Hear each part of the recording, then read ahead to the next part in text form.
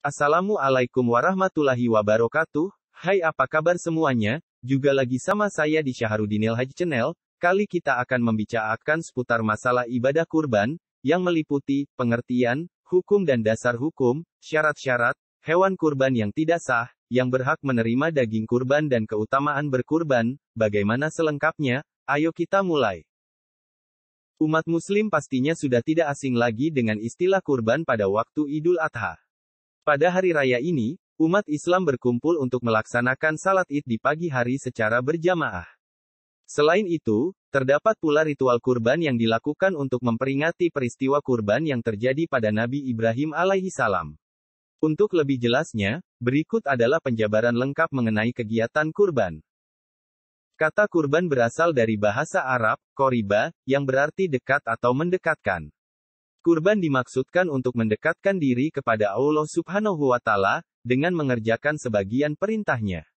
Dalam kurban, dikenal juga istilah utliyah yang merupakan nama untuk hewan kurban yang disembelih pada hari raya kurban. Selain itu, terdapat juga kata tatliyah digunakan sebagai makna berkurban atau melakukan kurban. Menyembelih hewan kurban hukumnya adalah sunnah muakkad. Sunnah muakkad berarti ibadah yang dianjurkan dengan penekanan yang kuat atau hampir mendekati wajib.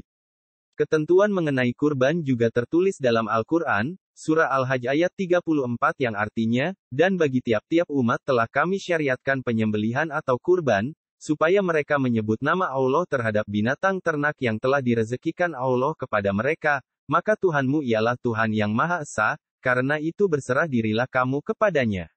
Dan berilah kabar gembira kepada orang-orang yang tunduk patuh kepada Allah. Demikian juga dengan firman Allah Subhanahu wa Ta'ala dalam surah Al-Kautsar ayat 1-3 yang artinya, sesungguhnya kami telah memberimu Muhammad nikmat yang banyak. Maka, laksanakanlah salat karena Tuhanmu dan berkurbanlah. Sesungguhnya orang yang membencimu, dialah yang terputus dari rahmat Allah. Sementara itu, dalam sebuah hadis Nabi Muhammad SAW pernah bersabda, dari Abu Hurairah, bahwa Rasulullah SAW bersabda, barang siapa yang memiliki kelapangan atau harta yang banyak, tetapi enggan untuk berkurban maka janganlah ia mendekati tempat salat kami. Adapun syarat ibadah kurban adalah, pertama, adalah jenis hewannya harus binatang ternak, yakni, unta, sapi, kambing, dan domba. Syarat yang kedua adalah telah sampai umur, yakni, unta minimal berusia 5 tahun dan telah masuk tahun ke-6, sapi minimal berusia 2 tahun dan telah masuk tahun ke-3, domba berusia 1 tahun atau minimal berusia 6 bulan bagi yang sulit mendapatkan domba berusia 1 tahun.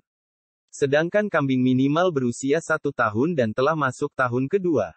Syarat yang ketiga adalah sehat tanpa cacat. Rasulullah merinci beberapa hal yang tak boleh dialami oleh hewan yang akan dikurbankan, supaya memenuhi syarat hewan kurban, jangan memilih hewan yang buta sebelah, sakit, pincang, sangat kurus dan tidak mempunyai sumsum tulang. Pilihlah hewan kurban yang sehat.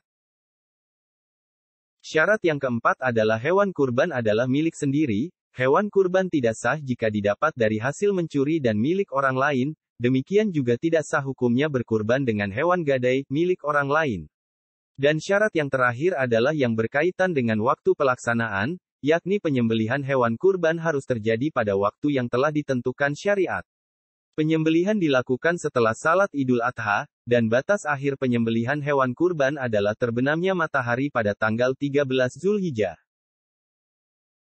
Adapun hewan kurban yang tidak sah adalah 1. Hewan yang salah satu matanya buta atau cacat. 2. Binatang pincang pada salah satu kaki. 3. Hewan yang sakit dan sangat kurus. Dan 4. Binatang yang terputus sebagian atau seluruh telinganya, serta sebagian atau seluruh ekornya. Sekarang kita bicara tentang siapa orang yang berhak menerima daging kurban, yakni, pertama, orang yang berkurban dan keluarganya. Mereka yang melaksanakan kurban beserta keluarganya dianjurkan memakan sebagian daging kurban. Kedua, tetangga dan sahabat, teman dan tetangga sekitar berhak menerima daging hewan kurban.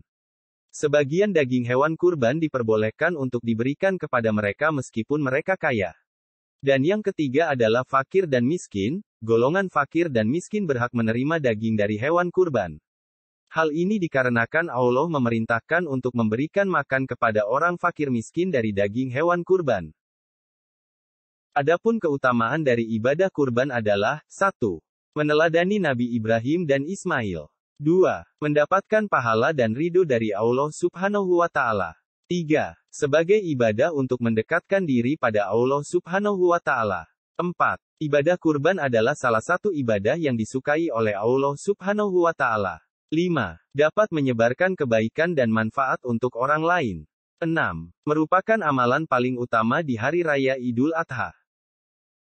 Demikianlah video ini, terima kasih sudah menonton dan semoga bermanfaat, sampai bertemu kembali pada video berikutnya. Wassalamualaikum warahmatullahi wabarakatuh.